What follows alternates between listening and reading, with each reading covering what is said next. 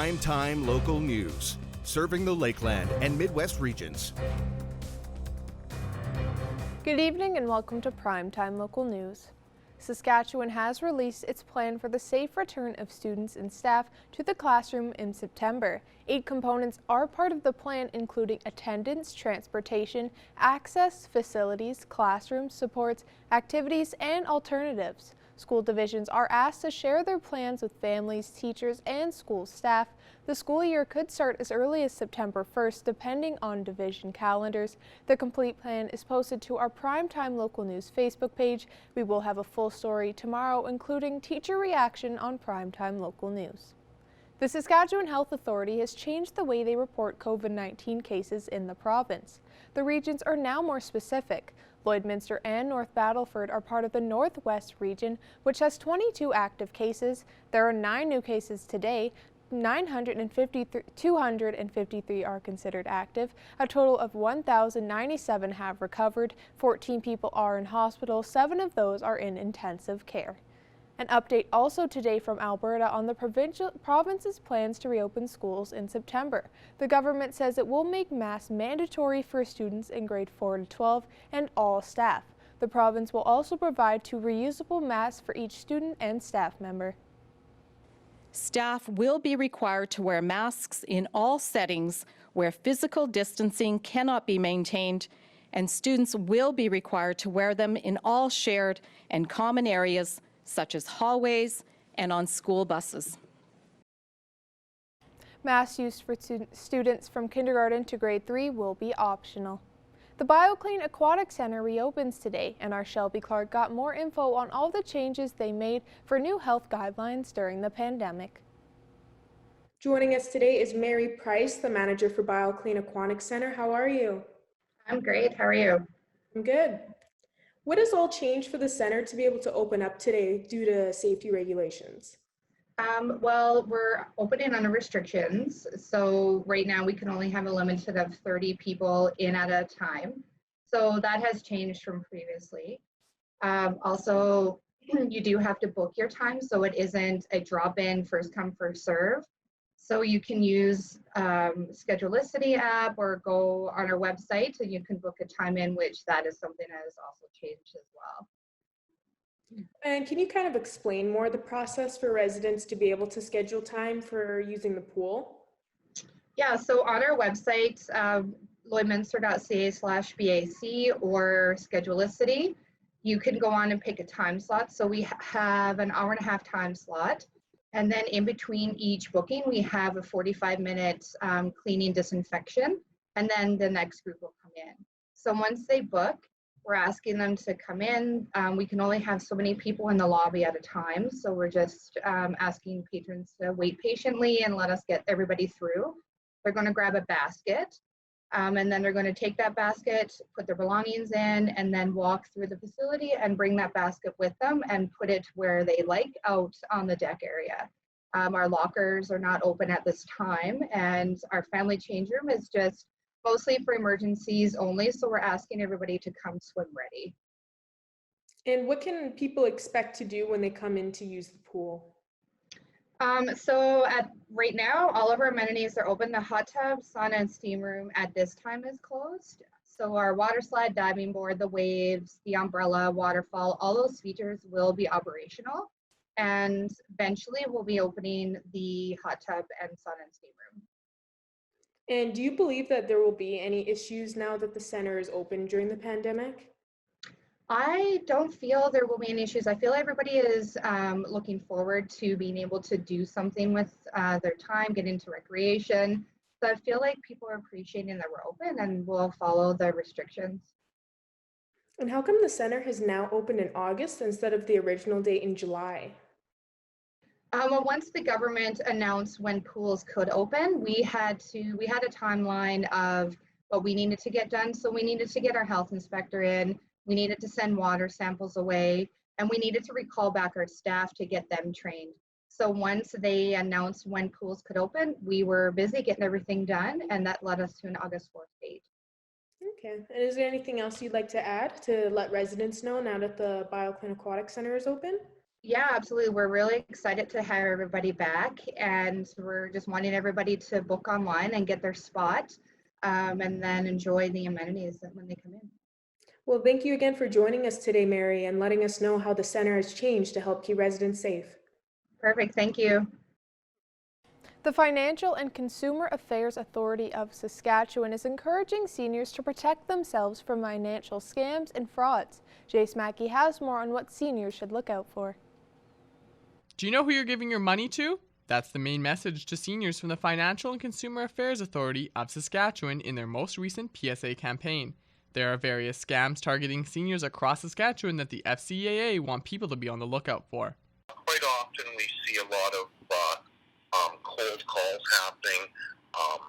People are getting cold called from various individuals offering, very high returns on investment products. Now, the problem is these individuals aren't registered in Saskatchewan to sell securities, nor are the companies. We often find, particularly in these type of scams, that outside of just the internet, the companies actually don't exist. The names are fictitious. So we've seen it in previous years with binary options. We've seen it with the cryptocurrency platforms, and we've also seen it with trading and foreign exchange. So it is quite common. This public service campaign was scheduled as part of an annual campaign to raise awareness and help seniors know what to look out for. Recently, there have been new scams popping up across the country related to the pandemic. During the course of the pandemic, there have been examples across Canada of individuals that are focusing through the pandemic of offering certain products for pandemic-related investments. So we have seen it. We've also had some other people called within Saskatchewan to invest in certain products. So yeah, there has been a slight increase in investment-related issues around the pandemic. Consumers should always be wary of giving away personal financial information to people who contact them unsolicited over the phone or by email. I think one of the first things people should be aware of is a cold call itself. You're not really dealing with somebody that's not somebody across the desk that you can, you see, and it's just really somebody virtually out on the internet. You don't have any information about this person. Again, it's always a concern if they're not registered to sell securities in Saskatchewan. If people start asking for your banking information, personal identification information, you really need to exercise extra caution with this. Once you've made a decision and provided that information, if it is not a legitimate source, you definitely now provided your information to somebody that will probably use it for purposes that it's not intended for. People who believe they have been a victim of a scam or fraud should reach out to the RCMP, but the FCAA are hoping people will ask more questions to avoid being scammed in the first place. It's important to reach out to us before you make the investment. Talk to me, talk to my staff,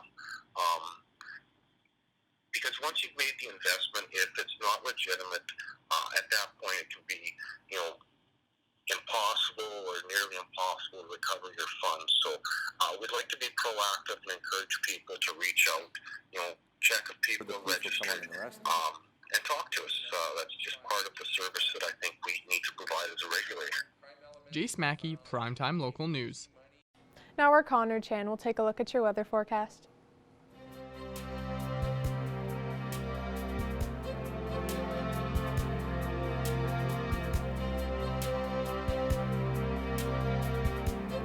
All right, thanks very much, Jasmine. Take a look at temperatures right now. 23 degrees is what we're sitting at right now. A little bit of cloud coverage. We got some winds there coming in at 31 kilometers an hour. They're coming in from the west. We are still in a heat warning. Now we're back to that as we are going to have temperatures possibly into the 30-degree mark over the next several days. And most of southern Alberta and, of course, the Lakeland and Midwest regions are also in a heat warning as well. We'll show that graph in just a second here. But as we take a look right now at temperatures in other areas right now, 23 for Marwayne, Vermilion, and Vegreville, 24 out in Edmonton along with Bonnyville CITL, Cold Lake, and Lac La Biche sitting at 24 degrees. Provost sitting at 24 right now, with Macklin also sitting at that 24-degree mark, and 25 in North Battleford as move up into the northern Saskatchewan areas there. 24 in Meadow Lake, 26 for Green Lake and Isle of Cross, and then St. Walburg sitting at 23 degrees. So here's a look at the satellite radar map. A little bit of activity going on in that Edmonton-Vegreville area from a few hours ago as well as into the coming hours here, but it's mostly the heat warning that is the big talk right now, as we kind of see right now from the graph here. Most of this whole area covered in pink. Of course, there's that heat warning, as I did mention. There is going to be temperatures possibly exceeding the 30-degree mark in that Maidstone, North Battleford area is included in that heat warning, as well as us here in Lloydminster. So here's a look at some temperatures overnight in North Battleford. 11 degrees, so tomorrow clear skies at 29 degrees for the daytime high in North Battleford. 12 degrees overnight for Cold Lake, and then 28 tomorrow for our daytime high. Clear skies, lots of sunshine expected, so very nice. Another great day expected for us here in Lloydminster as well, at the 28-degree daytime high for tomorrow, with clear skies heading into overnight. Now here's where we could see the 30-degree mark coming, possibly Thursday as well as even tomorrow. We could get that just creeping up just a little bit, but Thursday is where we are expecting it, that high of 31 degrees and some cloud and sun mix there. And as we head into Friday, we drop down a couple degrees there, a little bit of a dramatic drop there. That's 17 degrees to the high for Friday, with a 66% chance we could have some showers to follow soon, maybe estimating up to 5 millimeters of rain for Friday though. But that is a first look at your weather forecast. We'll have more primetime local news coming up after the break.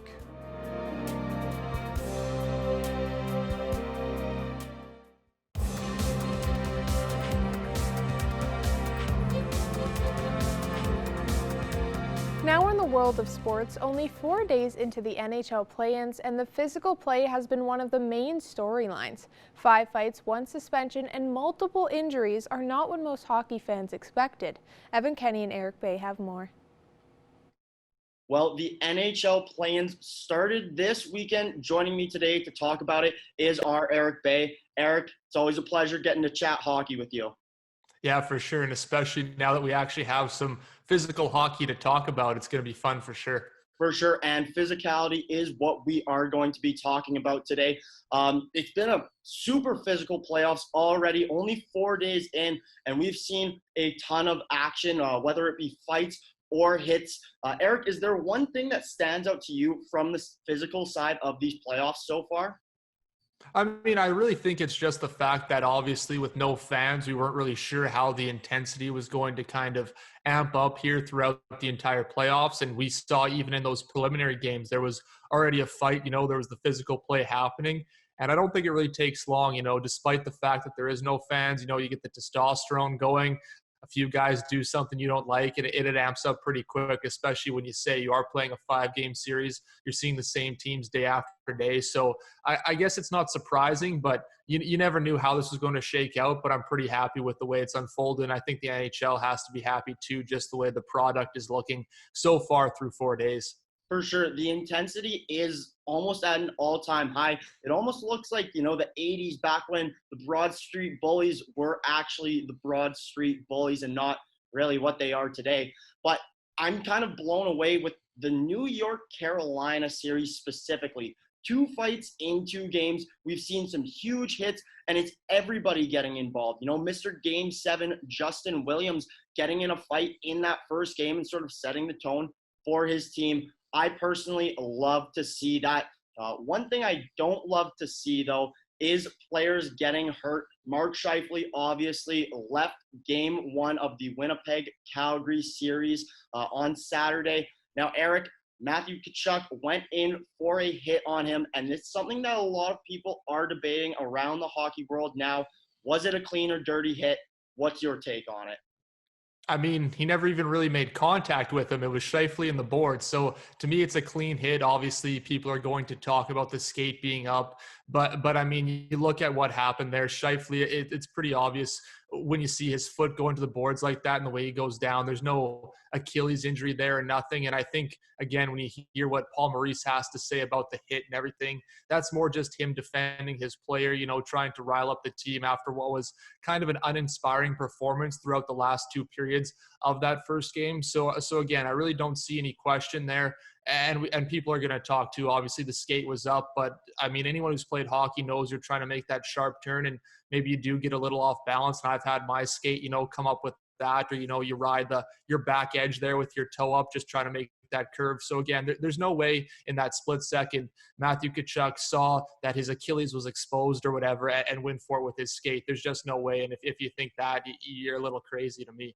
Yeah, it's a really tough one to say. I mean, personally, I'm glad I'm not a part of the Department of Player Safety. I wouldn't be wanting to make this choice.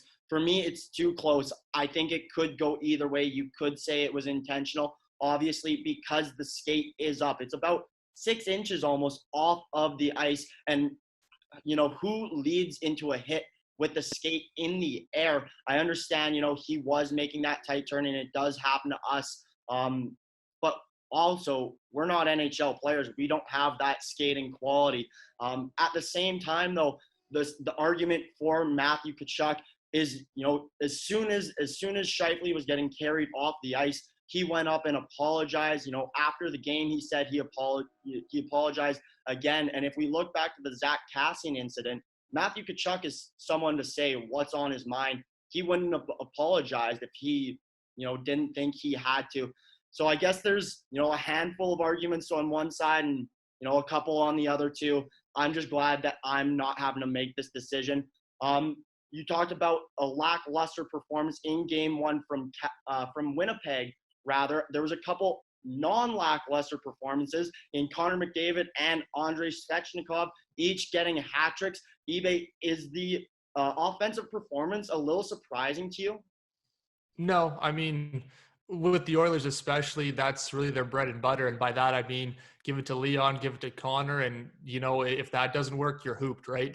So it doesn't really surprise me, especially, again, when you look at goalies that have been off for 5 months, you know, players that have been off from 5 months, you know, the systems might not be there. We've already seen quite a few too many men penalties as it is. So I think, again, that's just about getting back into the swing of things as well when you are seeing some of these defensive lapses. But the one thing I will say about Carolina is this is what they need. Obviously, when you are in the playoffs, you need your big guys to step up, and Svechnikov and Aho have really carried the load for the team, especially in their series so far. So if the Carolina Hurricanes are going to go far, they need more of this from to carry on here through the playoffs, and also some of those other guys to step up when needed. But again, you're going to have to rely on the big dogs, and that's what Carolina's doing so far.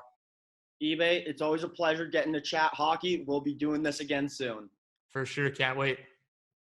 Now our Connor Chan will take a look at your weather forecast.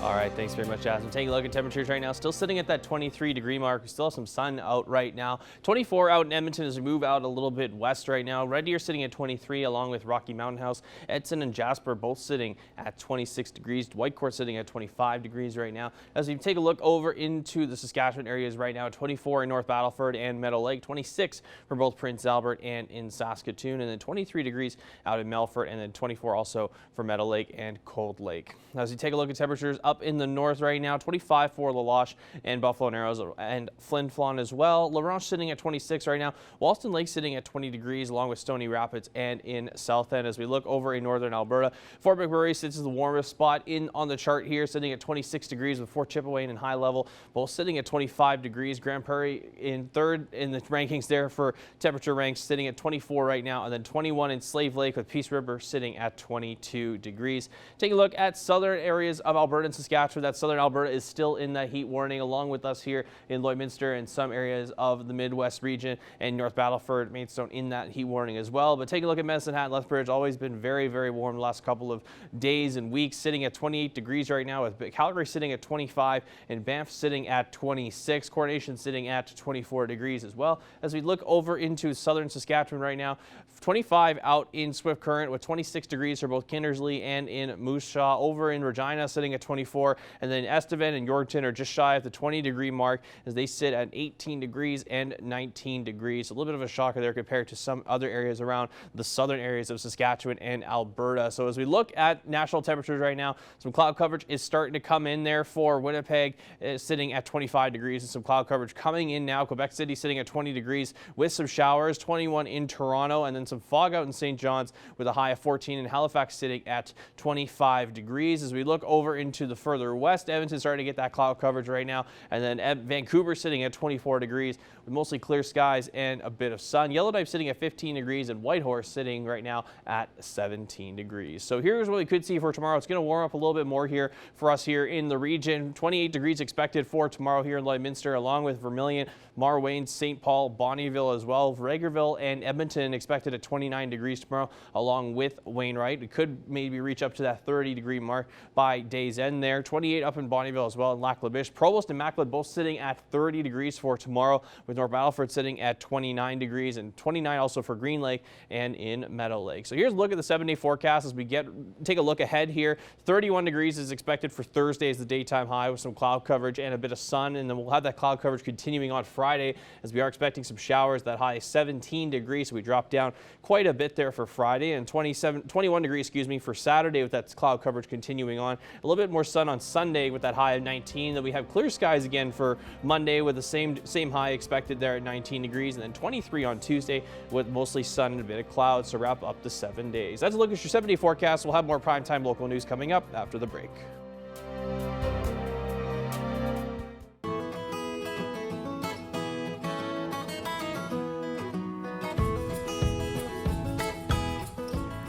Welcome back to this edition of Pet Project. We're joined once again here with Becca Lawrence from the Lloydminster and District SPCA. How are you doing today, Becca? I'm doing good. How are you? I'm doing well, thank you. So who do we got here? I see a couple of kittens and they seem pretty rambunctious. They've been trying to escape the entire time we've been chatting here off camera. So yeah. So this one here is Lightning, and the other one that's gone out on its own is Thunder. We got Thunder and Lightning today. And they're, like you said, rambunctious little kittens that don't want to be on camera today. But yeah, they've been in foster for probably about a month now. So then they just had to get up to weight for them to be able to go for their neuters. So they're both boys. And yeah, so that now they are officially ready to go to their new forever homes. And I think that these guys are going to go hang out at Pet Value. Oh, exciting. So if anybody wants to meet Thunder and Lightning, you guys can head on over to Pet Value and, say hi. Maybe if you're feeling it, you could take one of them home. Yeah. How are you doing as far as other animals go, Becca? Like, are you guys still have lots of cats there, or, how are things going?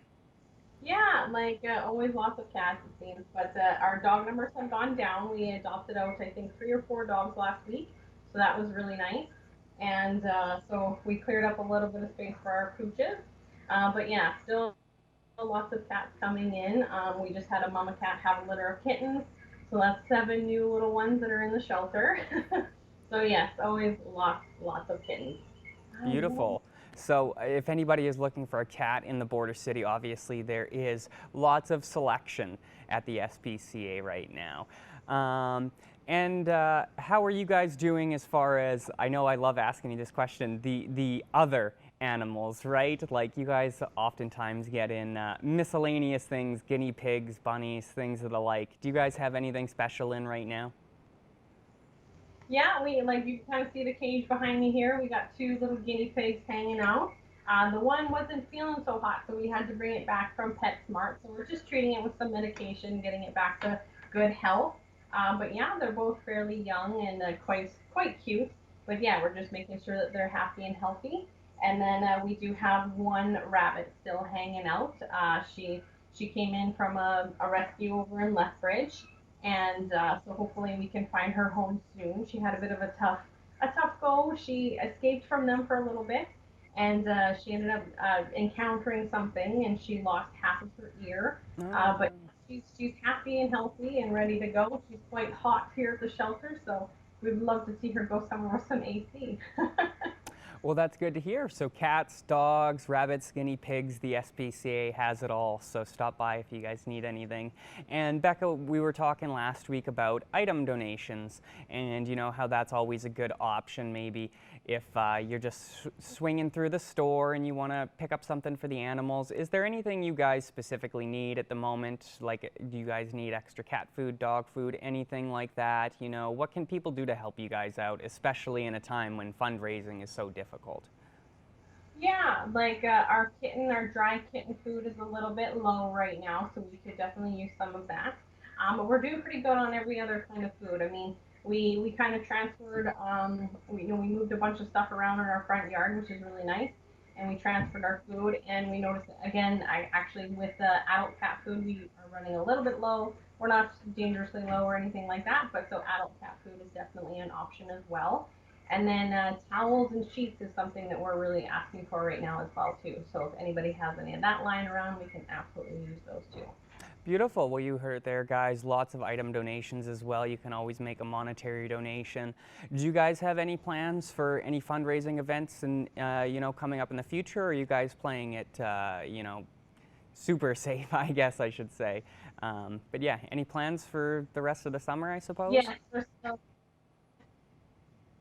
As of right now, we're still kind of watching everything that's going on, and we've kind of been watching Edmonton. Kind of making masks mandatory sort of thing. So we are still playing it pretty safe.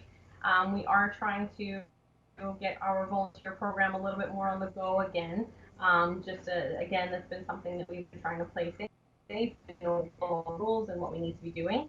So we're trying to figure out the proper way to do that, just so we can get a few more people in that are wanting to help out.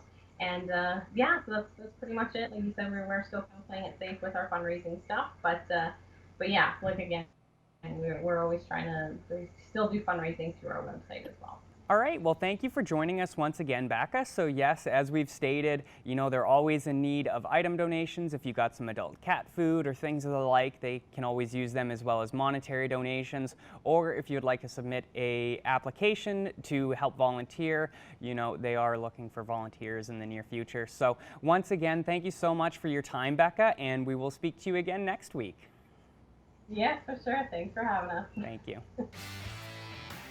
Manage your waste and recyclables with Quick Pick Waste Disposal. 100% locally owned and proud to serve and support the communities we call home. Quick Pick, the convenient solution to avoid pollution.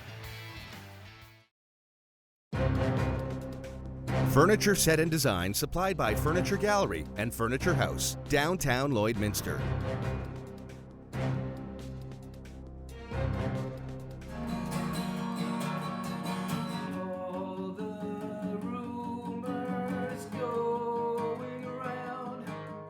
Well, this is a really special interview for me today here at Primetime Local News. I'm joined by Andy Eichhorn, and well, Andy, you don't live in Maple Creek, Saskatchewan anymore. That's where we both grew up. We were in the same high school. Your dad, Archie, was the principal, an amazing man. And all of your family really involved in entertainment throughout school, and now even your sister Susan teaching voice in New York. And you, for the longest time, have been a musician in your own right. Started with Zucker Baby, I guess, was when you were touring. Actually, I think I saw you, you opened for Matt Good at one point. Is that correct? Yeah, we did a bunch of shows with those guys back in the 90s. Yeah, and now you're solo, Andy. So tell me a little bit about what happened between Zucker Baby and where you are now. Well, so that band put out 2 records, one in 97 and then one in 2000. So we're kind of at the end of that whole record companies collapsing and that new social media thing kind of starting with file sharing and that kind of thing. So, so there was a huge change in just how bands kind of operated on a major label, where you'd actually, make albums and they would go into stores way back when. So that whole thing was happening. So it was a huge evolution. So our band decided to kind of stop doing what we were doing, and then everybody took some time off to do their own thing. And then 20 years later, I decide, amidst a pandemic, why not put out a new release? Why not? So here we are. And now the solo effort that you have, the EP, is Satellites and Secrets, and 5 songs. Did you write all of them, Andy? Yeah, those are all mine. This is the first time I've kind of ventured out. I used to work with my writing partner, Reed, in Zucker Baby. So we both kind of were responsible for writing songs and finishing each other's songs and taking unfinished ideas to the other person and then having kind of a collaboration. So this is the first time I've actually done it all kind of on my own. So yeah, all 5 are mine. for better or for worse. So what's that like? That must be so much work involved in from beginning to end with that whole process. Yeah, like I could only come up with 5 songs after 20 years. Come on. No, it's more, I don't know. It's good and bad. I miss the collaboration, but I always wanted to do something on my own without having to, get another person's opinion or just work in those kind of parameters, I guess. So it was kind of just important for me to do, just to kind of get it out. Well, and how difficult is it, Andy, to do something like that as an independent artist too, and on your own, and as you said, in the middle of a pandemic? Was it crazy, or did you find it actually almost a little bit cathartic, just going through all the steps and doing it all on your own? Yeah, well, it takes a village still to do something. You have to record it with other players. I didn't play everything on the album. So I don't want people to be misled about that. So I had a lot of great, talented guys play on it.